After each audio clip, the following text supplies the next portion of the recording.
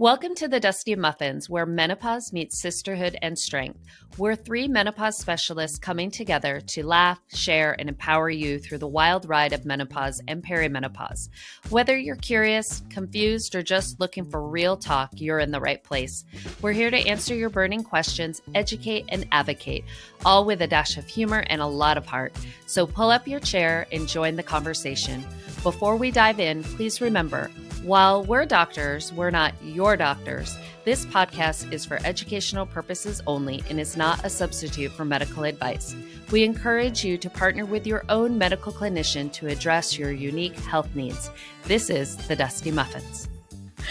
I'm Dr. Rebbecca Hertel. I'm a board-certified osteopathic family medicine physician and a Menopause Society certified practitioner.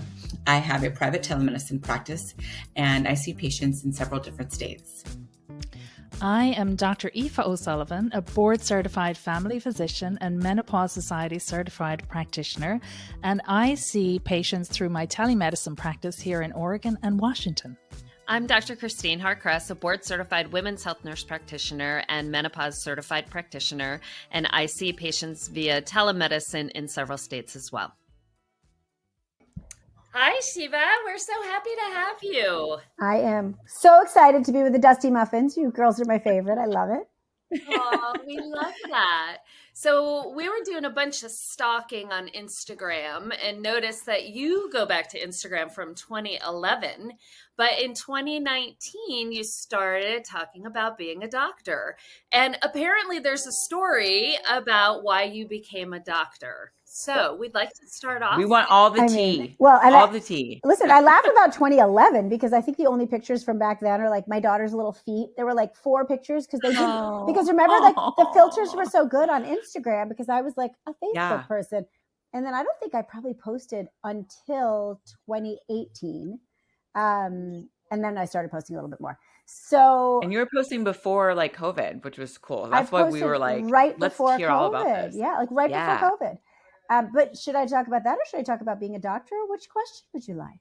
Let's do the doctor one, and then we want the Instagram about why I became a doctor, how I became a doctor, my long and winding road. I know. Well, here's where I think my story is valuable because I think people are often told like, what is your passion? And people often say to me, like I'm sure they say to you three, you must have always wanted to be in medicine. You must have always wanted to be in women's health. And everyone who's known me for my entire life up until I was 22 knows that that is not true. I did not want to be a doctor. My parents were doctors. I loved seeing what they did, but I knew it was a grueling task. They were very clear. If you don't love it, don't do it because it is grueling, as all 4 of us know. So I wanted to do anything but. I wanted to be a jewelry designer. I wanted to go into business, quote unquote, not knowing what that meant. And then when I was 6 months away from graduating from college and my 4th major at Georgetown, my best friends still remind me of this. They're like, remember that day when you walked in and you were like, I'm going to be a doctor. And the funniest part is I do not remember that day. I literally don't remember. All I know is that I then started taking pre-meds after graduation from college. So it took me 3 years. Were your parents dying? They literally said, we love that you're going to do this, but we don't actually believe that you're committed to it. So they actually wouldn't let me have my own apartment in New York City where I took my pre-meds because they felt like, what if you skip out on these just because you've gone through 4 majors? So they made me live in my sister's apartment. She was in law school in New York City. We lived in the same apartment, which she was sharing with her 2 best friends. So I had to live in her room for for 5 months. And then once I kind of proved that I got past that hurdle, then my mom was like, okay, because listen, this was like 3 extra years of them supporting me, as you all know, which is not cheap. Yes, because my kid did 1 extra major and changed a major. And I was like, hold on. Yeah. Well, and so I still managed to graduate undergrad in 4 years if you don't tack on the 3 years of pre-meds. I mean, all jokes aside, of course, like the Monday morning quarterbacking now isn't it wonderful that we didn't push you, which is true, by the way, because you came to it on your own, which is also true. And I really ended up, once I got to it and I started medical school at 25, I really loved it. But even then, I wanted to be a general surgeon like my father or a pediatrician like my mother, vastly different fields. But I loved surgery, but I also loved, pediatrics, you get to know your patients, not because I loved kids. Then in medical school, and this might have happened to you guys, I had this amazing experience in our OBGYN rotation where I got exposed to the really wonderful part of OBGYN, which is I got to actually do surgery and get to know my patients. And so it was fun and exciting and impactful and an adrenaline rush, but also like all the parts that I love, like collaborating with people. And so by my third year, I decided to be an OBGYN. Had you asked me before, and I really cringed at the thought of this, I thought gynecology was gross, which is so deeply immature of me. If my daughter at 24 was like, that's disgusting, it's gross, I would berate her, right? But I was like that dumb 24. I was like, ugh, just gross, until I decided to do it. So that was my long and winding road. And then I did residency, and I truly do not regret it at all. I think there's a lot of things all four of us probably could have loved to do. I always say medicine is the medium with which I get to collaborate and connect and engage with people. And I'm so glad that's the one I chose. But I think I could have done other things I would have liked. It's just that, I mean, listen, the four of us get the built-in, like, it feels really nice and good to do something we love. We're never going to be multi-billionaires because of it, but we get reimbursed and we get to do good. And we feel good about ourselves while also helping people. And it's interesting. So that was it. I want to give a shout out because you're bringing back memories from that, from me. I did a second residency when I came over to the US, and we did OB was such a massive part of it. And the OB that we worked with were amazing. But what made my experience magical for me was the midwives. Oh, that's so fun. Actually, I will tell you, Aoife, me too, because I was in medical school in Tel Aviv, and the midwifery program there was everyone who was healthy would go to the midwives within the hospital, and then the doctors would come in for what they were trained to do, which, by the way, I still say this as someone who delivers babies. I would love that if we had a comprehensive view of it in America, which we do not. But you're right. The midwives there was no antagonism between midwifery and obstetricians. It was so collaborative. It was meant to be the best situation where we guide women to do what they could do. And then if their bodies, for whatever reason, or the baby didn't work out well, then the doctors would intervene. So I love that you point that out. Perfect setup. Yeah. Can't believe you did 2 residencies. Holy cow. I know. Things like the Krebs cycle. Oh my God. Like, you better know it now. No. Do you know it now? No. I love the Krebs cycle. Okay. She look at her light up. Wait, I laugh because, I use the example of the Krebs cycle, which, like, for our audience who might not know it, the Krebs cycle is this cycle you have to memorize in general chemistry. And I always joke that I have a tenuous knowledge of so many things. Like, if you asked me to describe cryptocurrency, I'd be like, no, it's like the Krebs cycle. I memorized it to like learn it for a minute. And then if you asked me to regurgitate it, I'd be like, I don't know, test is over. I don't know it. Right. So I can't believe you still know it. Crazy. Oh, I don't still know it, but I did love it. Yes. We're not supposed to. I used to draw it out over and over again, and draw a diagram of the heart, whatever it was. I was always drawing a heart or doing the Krebs cycle. Yeah. I don't know. It was like a type of meditation, I think. Yeah. That boring, but it became meditative. That's what an exciting person I am at heart. I love it. I felt the same way in residency. I loved everything, or in medical school, everything. I wanted to do it all. And we were very fortunate to have an amazing OB and gynecology and very women's health focus that had we graduated, then we could have done underserved and delivered babies and things like that. And so, but I loved it all. That was the problem. I went through so I wanted to do OB, then I wanted to do internal medicine, and then I wanted to do, so every single one. And I was like, I think I should just do family medicine because I love it all. That's so good. That's so funny because it reminds me of, like, do you guys all remember when you're in school and you think you have every affliction? Like anything you learn about, you're like, I have lupus. My daughter's doing that right now. Right? I have porphyria. Is your daughter in medical school? Yeah. I didn't know that. My oldest. Oh my gosh. Yeah. She's just starting her 3rd year. Yeah. Oh, crazy. Tell Shiva what she did. Oh, she just took her first step of both the MD and the DO boards. And I'm like, are you crazy? Wait, why would she do that? So in certain residencies, I guess the thought still is, at least it was. So I did an osteopathic medical school. Yeah. And so, but I did not sit for anything but osteopathic boards because I was like, screw that. I'm not doing that. Yeah. But the thought, at least back then, and so it must still be, that there are certain residencies that won't to make you more competitive. Yeah. You should sit for both So boards. I don't know. I think she's a glutton you know for what? punishment. 2 of my partners are DOs. I wonder if I got to ask them. I mean, they've been. Yeah, you'll have to ask. They've been out I was for like, 30 years. no. Yeah. Yeah. I would ask them. I don't know. I've never thought about that. Crazy. Sounds like hell. Yeah, it does. Yes. Yes. I haven't seen her for like, I don't know, a month, 2 months. So, Yeah. but now it's done. I can't believe you have a kid old enough to be in medical school. That's yeah. Well, you know, I started medical school after I had her at 23. So I was 24 or 25 when I started. Oh, you're kidding. And so mature of you. Yeah. That's amazing. So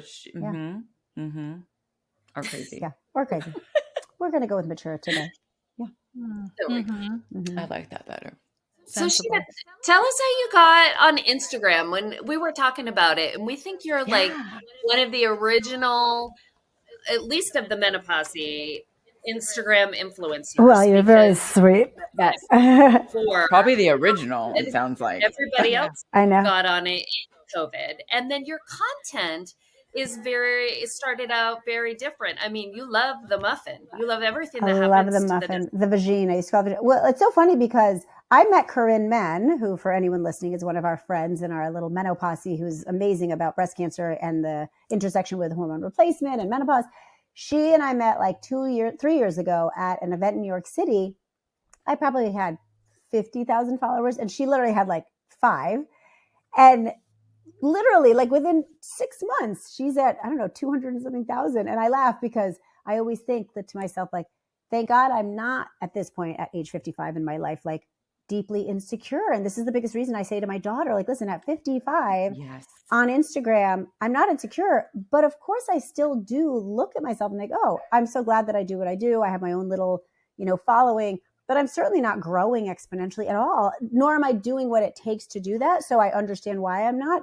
But it's impossible not to kind of not compare yourself, but just be cognizant. You feel away. Yeah, right? And you have to be aware of not feeling.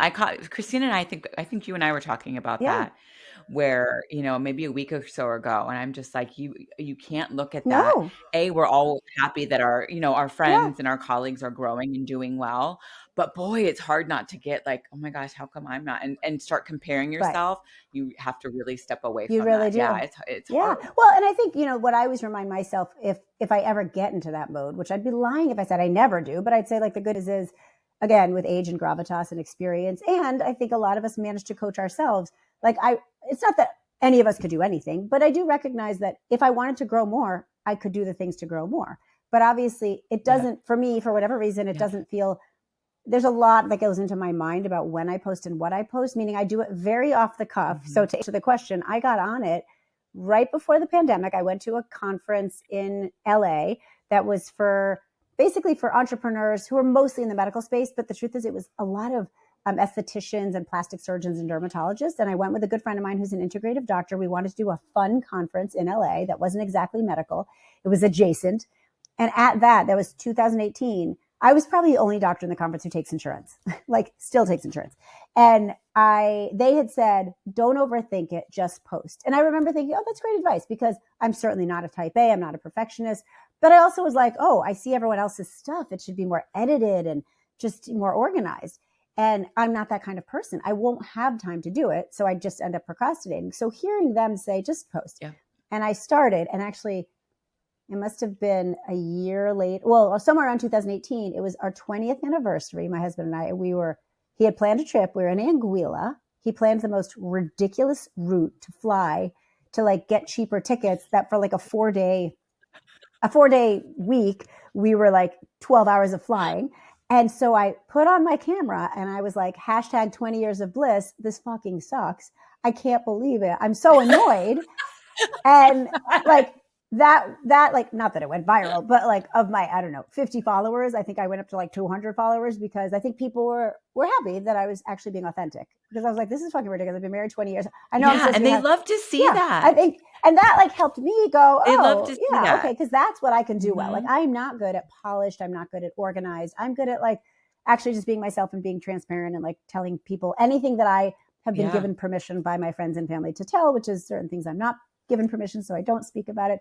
So I started that. Right. And then once the pandemic hit, because, I mean, as we all know, having been in the hospital, right? And especially in obstetrics, we were inundated. Like everyone else, as I joke, was baking bread and like making puzzles. And we were all working double time. And we didn't have any masks, obviously. And so I started talking frequently about how we need to kind of structure our mind with regard to COVID and how we shouldn't get too scared, but we know that the information is going to change. Here's what we need to think about. Let's talk about masking. And that just kind of slowly took off more and more. And my initial videos, when I would talk about anything OBGYN, were like 15 minutes long. And I remember a bunch of people liked them. They were like impactful. That pap smear, what's a pap smear? What's this? But my mother would always be like, she's very cute. She has an accent. It's very good, but it's a little too long. And I'm like, Mom, I just think maybe you're not my audience. Like, you don't want to hear about pap smears right now. You're like at the time she was, 80 something.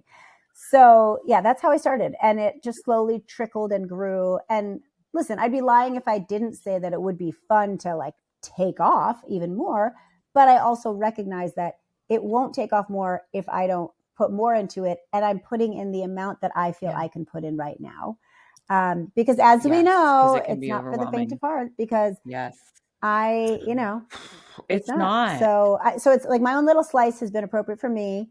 I don't rely on it financially. So that's also really helpful, but it has helped me. I mean, it really helped me recognize that there are other parts within the field of medicine where I could still practice, still take insurance in one aspect, but also like honor myself and not be the person who until 3 years ago was in the office seeing 30 to 35 patients a day and then staying until phone calls until 8 p.m. and never exercising, never eating healthily, like really abusing my own body. But I was really taking care of my patients in a way that I loved.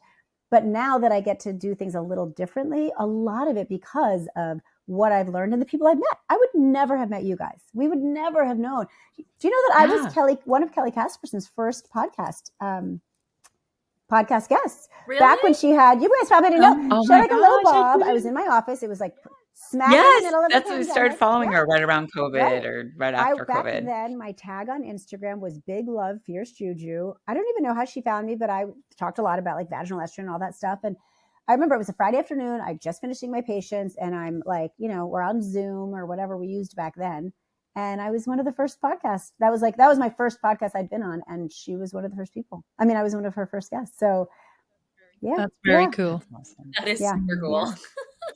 I know. OG. Your little car park videos are my favorite, where you leave work or you're going into work and you're sitting in the car and you give us a little gem. Thank you. Well, I don't know if any of you have been on the Insta today, but the gem I put up today, I think this is a really valuable conversation that we could always talk about another time. But I said, the thought that doctors and nurse practitioners and PAs who are trained in pathology, right? We're trained to take care of people when they're sick. We don't have time in medical school and residency to learn nutrition, exercise, all those things. We don't have time to learn it. There are other people who know it. And then we're blamed for not knowing healthcare. We're blamed because we only know sick care. But again, to your point, Aoife, about midwifery, I don't go into every delivery assuming they need a doctor. I go into every delivery assuming they need a doctor because that's the model we're in right now. I would love to be in a model. I joke with my patients all the time. I love to have the delivery where I get to do what a midwife would do. It's so great. And not to say that what they do is easy. They have to deal with some complications as well that they're trained for. And then we're trained for higher order things. But this notion that then we're blamed because we want to keep people sick, which is absurd. Like, we don't need to keep people sick. There are millions of people who, even if they did aggressive nutrition and exercise, there would still be illnesses. Yes. We would have more than enough business and the country would function better. So, I mean, I posted that just, 2 hours ago, and it's gotten a lot of comments, mostly in support of, but a couple people who kind of feel like, but doctors are the ones gaslighting people. And the truth is, we all know they are gaslighting people. There is a lot of patriarchy. They are. But also, we are all, there's like the second victim, right? We're the victims as well as the perpetrators at times. It just depends. Yes. Yeah, we weren't taught these, right? We weren't taught these things. We weren't, and I started dabbling a little bit into like the lifestyle medicine stuff and like learning about it. And it's not for the easy heart. It's a lot of information. Yeah. And by the way, so this is all extra work. And when we know that the only way to do that is outside of the insurance model, because insurance won't reimburse it. So it means we're only able to offer it to people who are resourced. And so there's a lot of issues. Yep. Mm-hmm. And that's where Yeah. Instagram comes in, because that's why I think so many of us are on Instagram, because we can give back to more people being on Instagram as an educational platform, so that they have those resources when their providers aren't providing that information in the traditional model. Yeah, we do this podcast and we have our Instagram, and that's all free information and education, which makes us feel a little bit better about working outside the insurance system. Yeah, I know. Although I don't know about you guys, I always joke, like when I'm on Instagram, I'm like, I just want to talk about like jewelry and skincare and OBGYN health. That's it.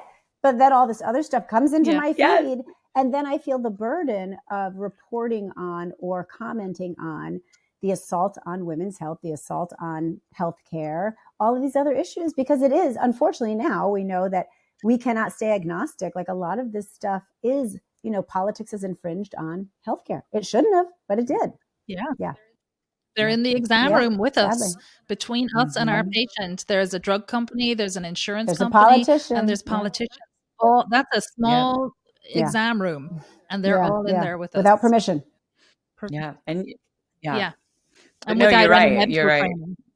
It's a lot more fun to talk about some of those other things too, you know, and sometimes it does lighten it up, I think, for your followers. I was starting to just add some more home stuff, like, you know, this is me doing this and this is me doing this. And boy, they love to get to know that piece of you instead of always being like, this is education, this is education. They're like, who is this person? We kind of want to know what else you do.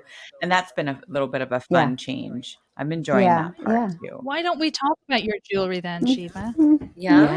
Talk about great segue into that. I love it. Yes. We would talk about jewelry all day. Who cares about the other stuff? We don't want to talk about politics. Yeah. I mean, I've always, all jokes. No. I'm an Iranian. Iranians love their gold. But the irony is when I was in, you know, listen, I was born in 1970. So in the 80s, we only wore sterling silver. We did not wear gold. Gold was, I mean, for lack of a better word, we kind of looked at gold as very cheesy as like teenagers in the 80s. I remember in college, my best friend to this day, she still makes fun of me because she's like, remember when you were like, I don't wear yellow gold. I mean, it's so cheesy. I wear sterling silver. And now they all like jokingly say that I'm like Mr. T because I'm dripping in gold. But yeah, so I've always loved it. I would love to have been a jewelry designer, but I didn't have the talent and I don't want to be a starving artist. So I just, you know what it is? I just feel that it is representative of, like, each of these has a little story, and I have a lot more that I don't put on just because I don't have the time. I never take them off other than a couple times a year to like clean them when I'm bleaching my hair. And they are covered when I'm in the operating room. Although obviously like I take off everything that's on my hands and wrists to operate. But I just think it's, I don't know. I feel like there's nothing wrong with having an expression of your personality while also being a serious clinician, right? I think they can both coexist, right? Yes. Like who's good the shoes. designer? Huh? Who's the designer? Where did you get different. that? They're I love literally that. all different. I mean, some are antique, some are so they're each individual. Like right now I have 4 chains. And I don't know how many charms I have on, a bunch of different ones. Like one of my good friends from college actually worked for Tiffany for years. She has her own company. So this ball is from one of her companies. This word says engage. That's one of my favorite words. I always say I like to engage and be engaged. It's my first tattoo. So she had that made for me. Some of them are more famous designers. And then like this big coin on the end is an antique. So for people who are not watching but listening, it's that French phrase that says, I love you more today than yesterday, but not as much as tomorrow.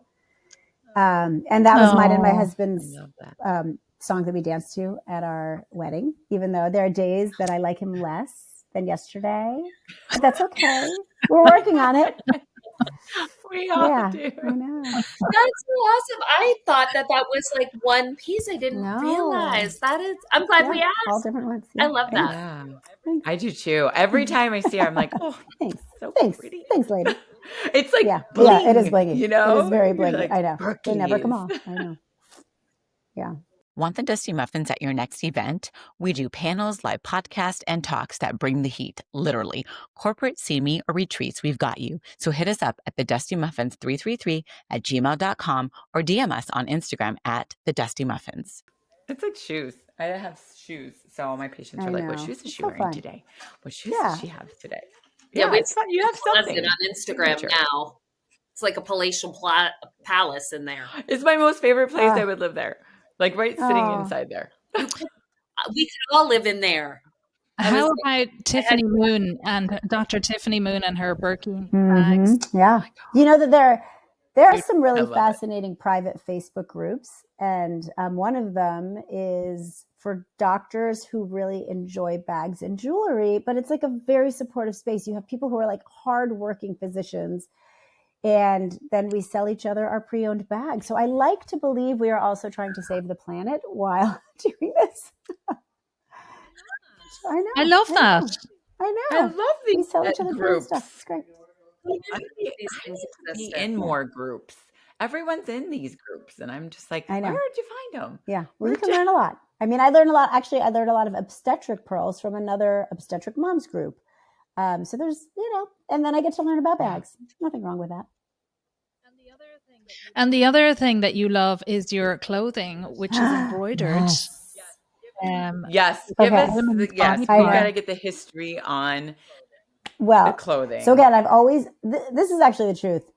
I know that we have all kind of explored and discussed weight at different times in our friendship and relationships, right? I grew up in a town in Connecticut, which was like a largely white, like Judeo-Christian town. Like everyone's Jewish or Christian and skinny. And I was like, not that I'm so brown, but I'm Iranian. Like I always joke that I was like, glasses, braces, and a mustache, right? And my figure was just different. Like I'm petite on top, but I have a bigger butt. And there was definitely some disordered eating in our family because of different reasons. And so I think that because I didn't have everyone's figure, but I also kind of liked fashion, I had to get really creative because I couldn't kind of wear what everyone else wore. It just didn't look right on me. And so fashion was something that really I got really into, like in the 80s especially. And so because of that, I would sometimes sew my own clothes. Like literally in 1984, you guys, I remember getting a pair of pants and sewing an elastic around the ankle to kind of make them like almost look like joggers now. And I would like sew shoulder pads into my things. So I've always loved that stuff. Then flash forward, I don't know if you all remember, but at probably the first Menopause Society a couple of years ago, I was wearing that sweater, which is a designer named Gabriella Hearst, and it's called Ram Ovaries. And it's like a thin gray sweater, and it's got a uterus with the ovaries on it. And it was something she did for Planned Parenthood. It was a very expensive sweater that I managed to find pre-owned, but then I donated to Planned Parenthood because all of her proceeds go to Planned Parenthood. And that kind of got me thinking a couple of years ago, like this would be so fun. And then can you see that embroidered vulva back there? So it was that sweater I really loved. And then this that a patient of mine made. So I had a friend of mine make me what you guys saw, which was the black dress with the boobs on it. And then 2 weeks ago, I was the MC of the Pinnacle Conference, which is female clinicians, not just doctors, nurse practitioners, PAs, therapists, everyone. You guys should all come. It's so fun. And I had her make me, I got 2 pre-owned dresses that were literally $40 each that looked like ball gowns or bridesmaids dresses, depending on how you want to look at it. And I had her embroider a vulva like that, but in evil eye colors right on the front because I was the MC and I thought I had to do something fun. And then, did you see it? And then the other one was a big uterus with like flowers. Because the truth is, I do think as clinicians, we should use these words more frequently, more casually, more accurately, obviously, right? We all know that people are using inaccurate terms. So the back of the vulva evil eye dress said, it's vulva, not vagina, because we all know everyone messes that up.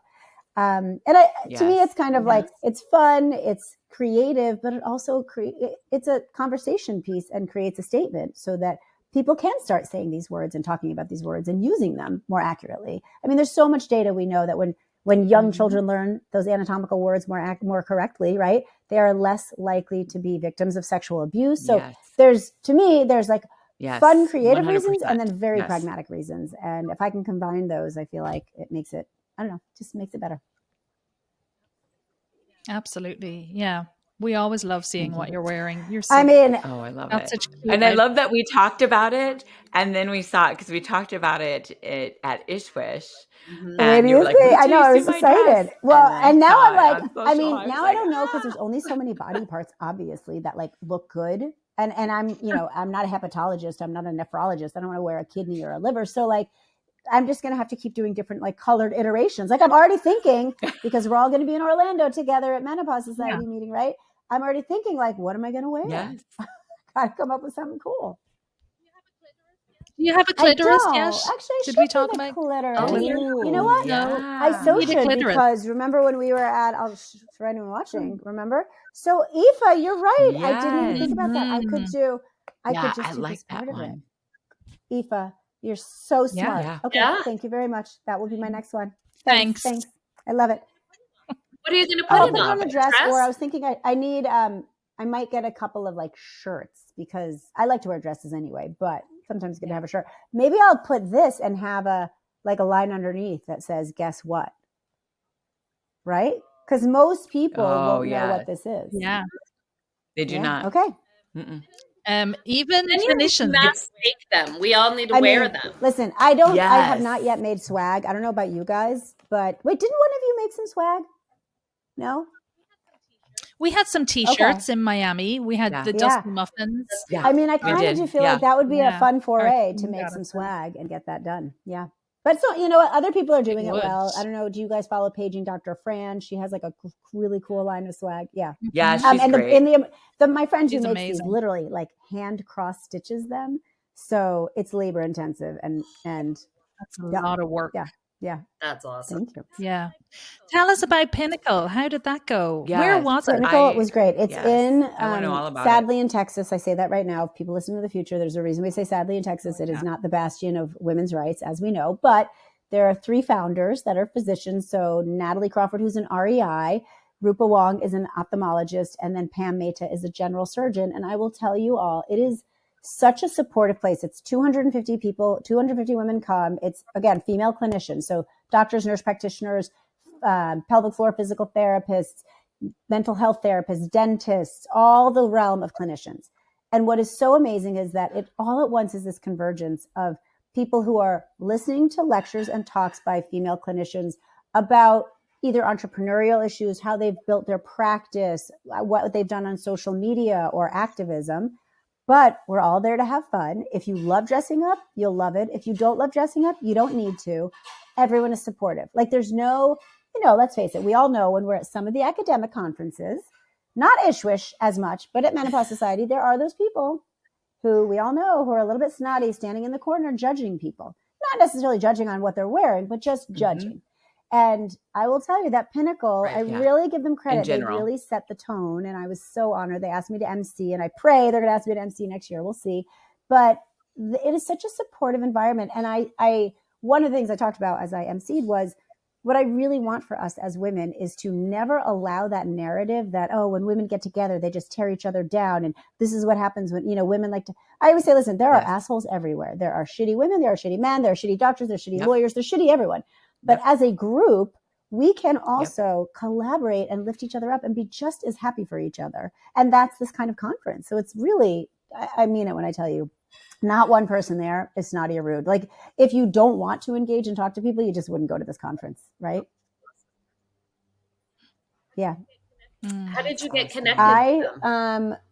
During the pandemic, again, I think when I was on social media, there was, how like you all of a sudden see stuff and you're like, how do these people all know each other?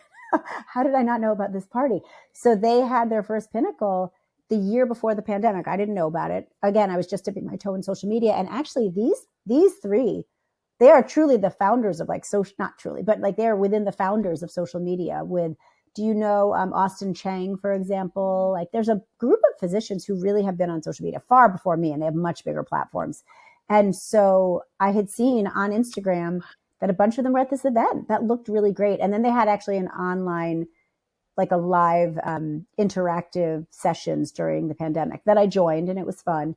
And then I ended up going again with my same friend where we wanted to do a fun medical conference that wasn't exactly medical. So we went, and she actually last minute ended up not being able to go, which was so sad for various reasons.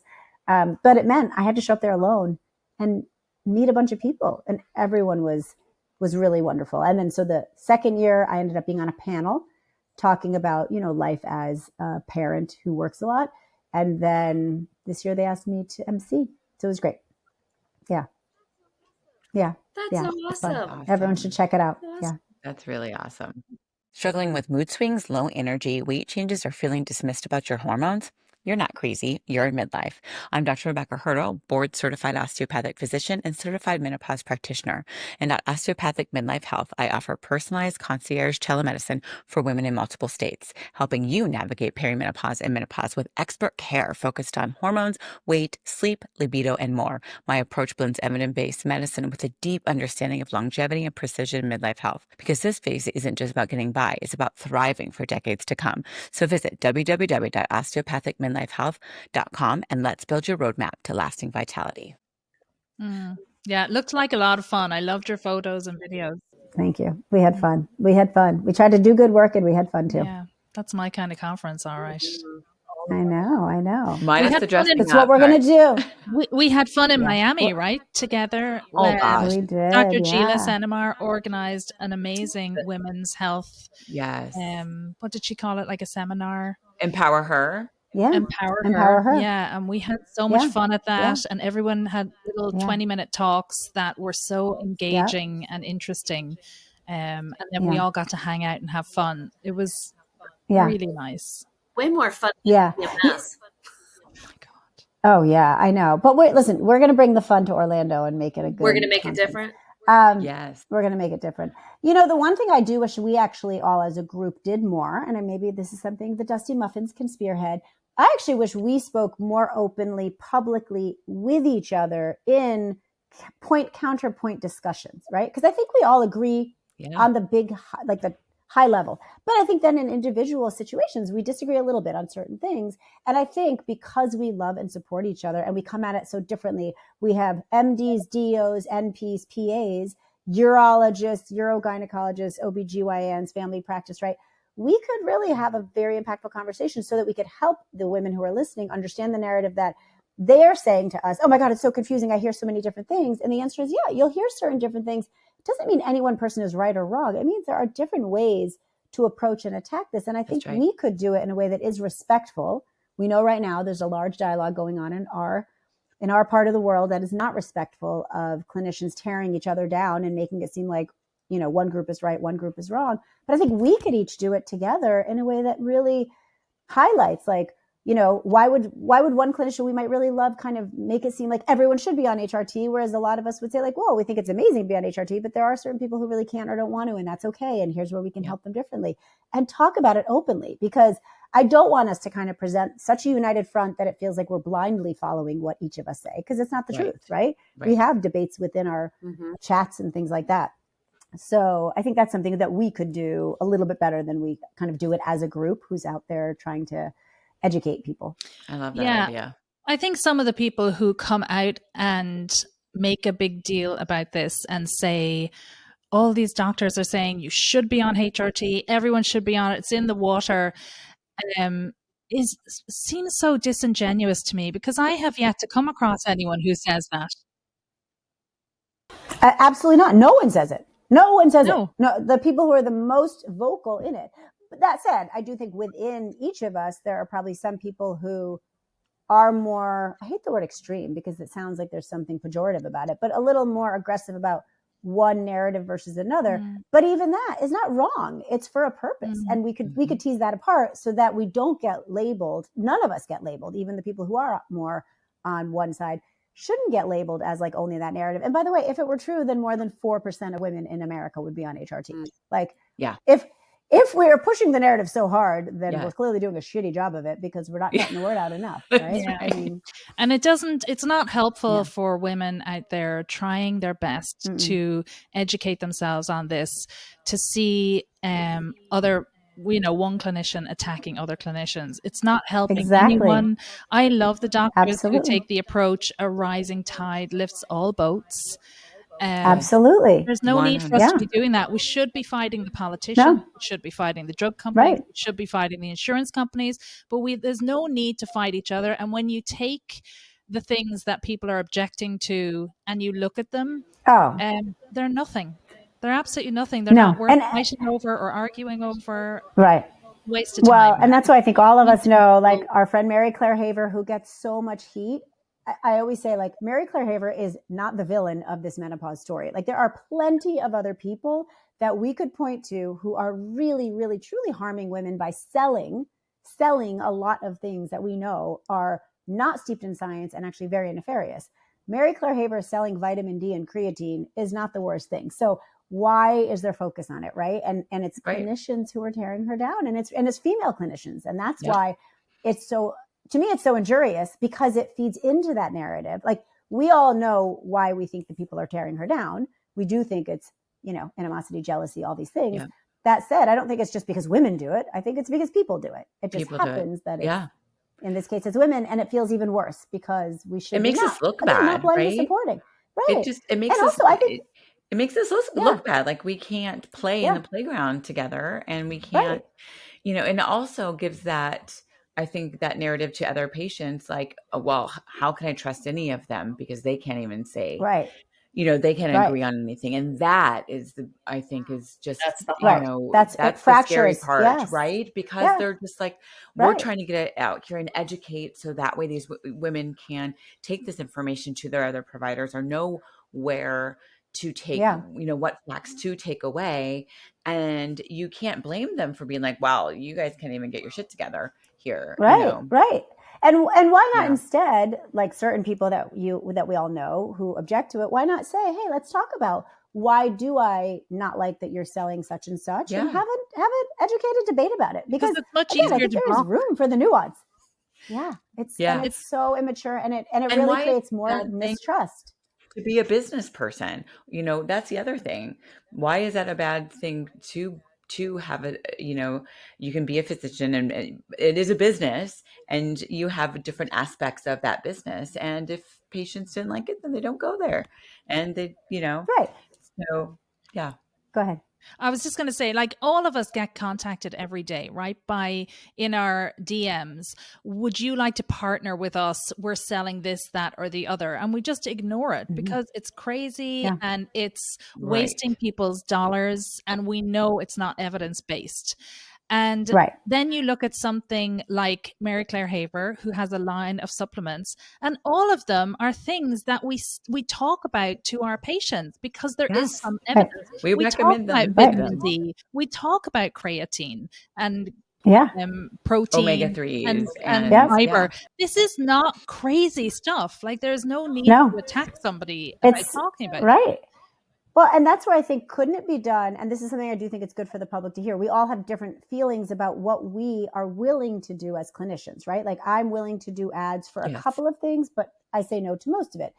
Mary Claire is willing to sell these supplements. They're single ingredient, very well vetted, to your point, Aoife. There's like, and she feels comfortable doing that. I don't want to sell supplements, but I don't malign her for doing it, because what she's doing is still completely ethical. And most importantly, she's so transparent about it. I see people all the time, as I'm sure you three do, who come from naturopaths, integrative clinicians, and they're buying vitamins and supplements through those clinicians, and those clinicians have never disclosed that they're profiting from it. I have no problem if they profited from it, but they should disclose it.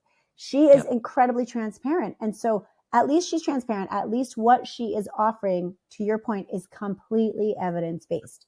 She's not selling some multi-proprietary blend of something, right? And so I think that the public would actually really benefit from hearing us talk openly about these debates, and how do we feel about it, and why do we feel okay about this versus that. And on a personal level, we might not want to do it, but here's why it really is completely supported in guidance and data and all of these things. And so that's what I'm just going to keep saying to you guys. I think since you have your podcast, it would be a good thing to bring up some of those kind of controversial topics that continue to confuse the ladies, the poor ladies. Womaning. I keep saying womaning is hard. I know. And if you're that's a great idea. I love it.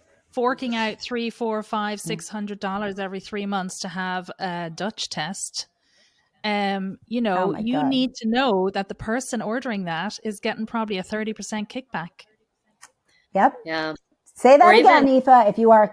If you are ordering a Dutch test, if your doctor or clinician or your dietitian or whoever's doing it is ordering a Dutch test, they are profiting from it. Is there anything wrong with profiting from it? Not exactly, but they are often not disclosing it. Yeah. And I know we all have feelings about the Dutch test anyway. Mm-hmm. Yes.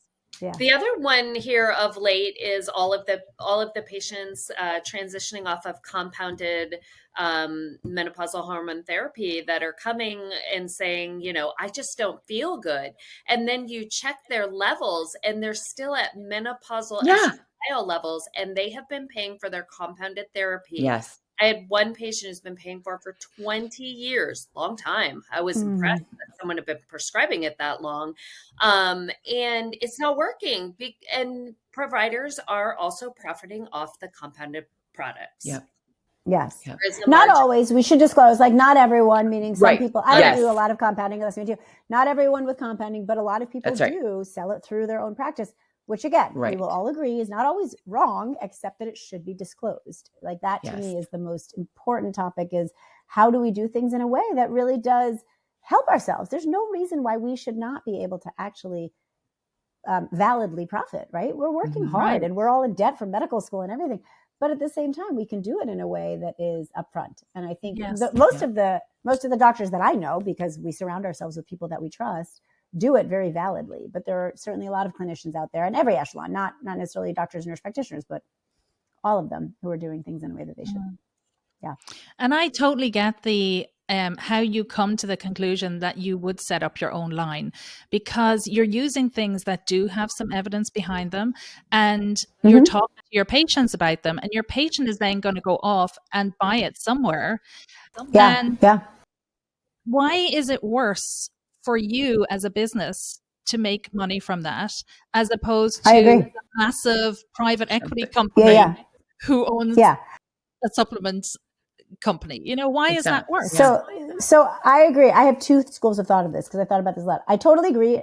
Everything you said, I agree with. I personally am so bad when it comes to like directly making money, that even now that I have my own telehealth practice for perimenopause and menopause, I really think it's like 26 years of being dumbed down by the insurance companies, where I'm like, well, I just got to show up and like take what insurance gives me.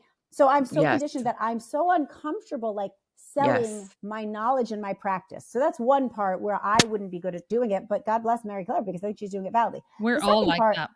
It took a while. It took us a while to. It took a lot. And we're it's not fully hard, comfortable. Right? The only reason it was really hard. Yeah. Well, and the only other reason I kind of wish clinicians didn't sell products like that, I'm glad they do. I wish they didn't, only because I think it provides such low-hanging fruit for the naysayers to fight against it and somehow try to discredit us. And then we have to backtrack and explain why. So that's the only reason I care about it. And because the truth is, we know this, the supplement industry is $1 trillion industry, right?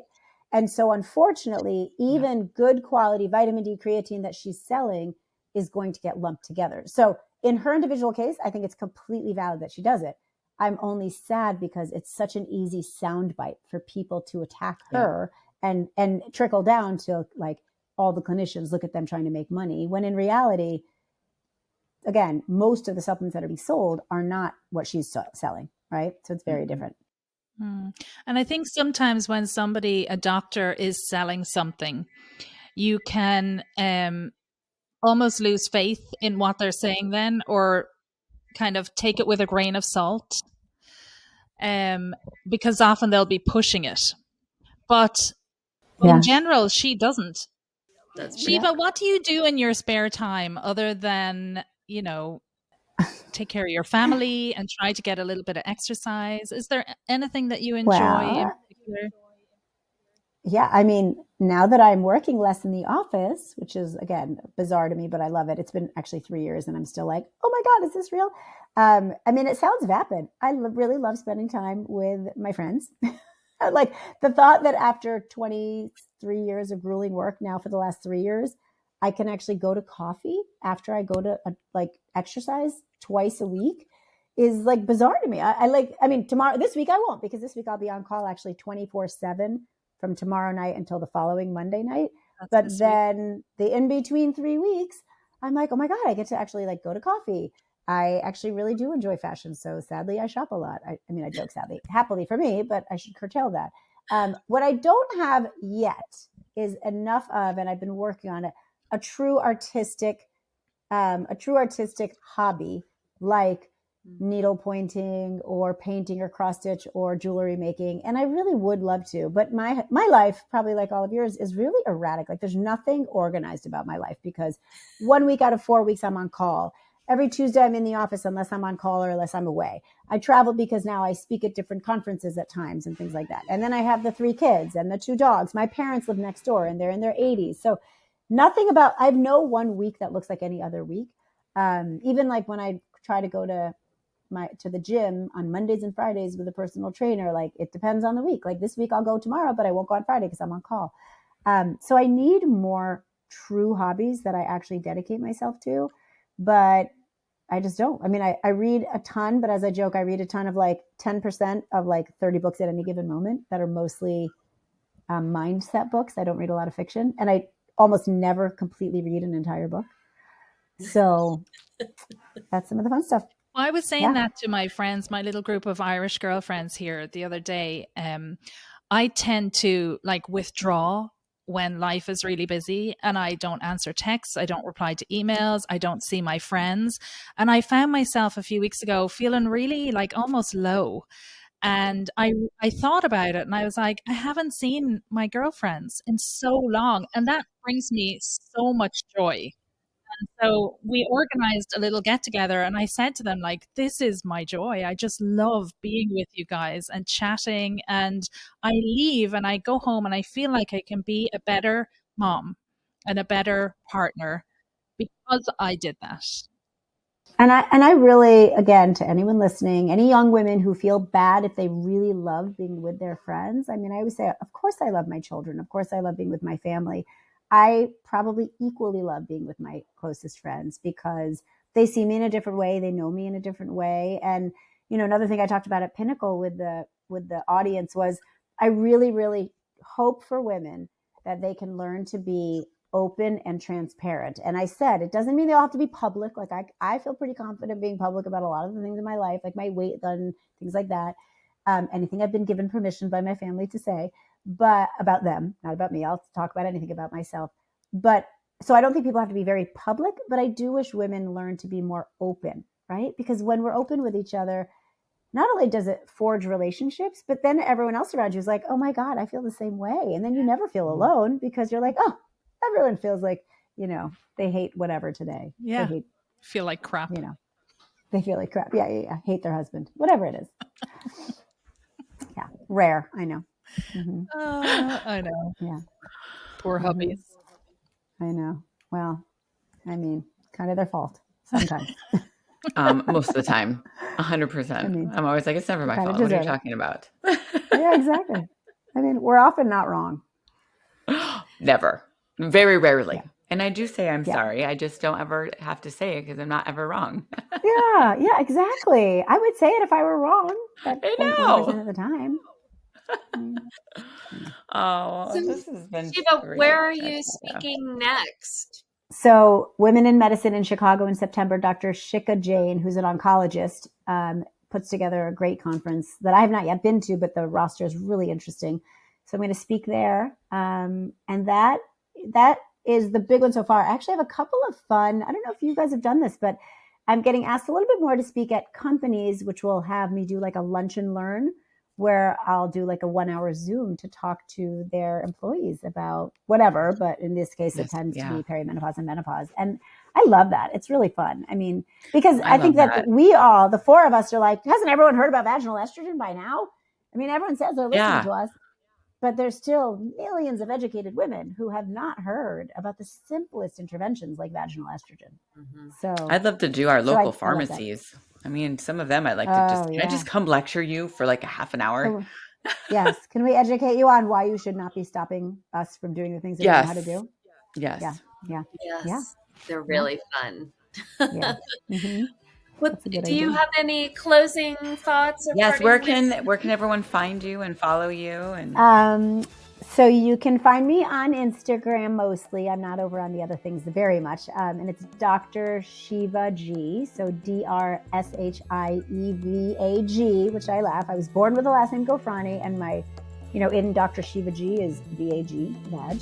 And then my website is the same, drshievag.com. And if anyone needs telehealth telehealth, menopause, perimenopause, and it's really meant to be for people who truly want to do a deep dive. I always say if it's someone who's like, oh, just tell me what to do, and I'll do it, that's wonderful. But that's not what I really want people who want to collaborate and really like learn, because my hope is that the small group of people I can teach, because there's only one of me and I'm giving them a lot of time because my membership is 4 Zooms throughout the year and unlimited messaging. But I'm hoping then they export the message to their friends and family who don't have access to people like the 4 of us. So it's for anyone who is licensed, who is living or has access to a Connecticut or Florida address. And you can find that on my website. So yeah. Well, thanks for being here with us today, Shiva. It's been an absolute joy having you.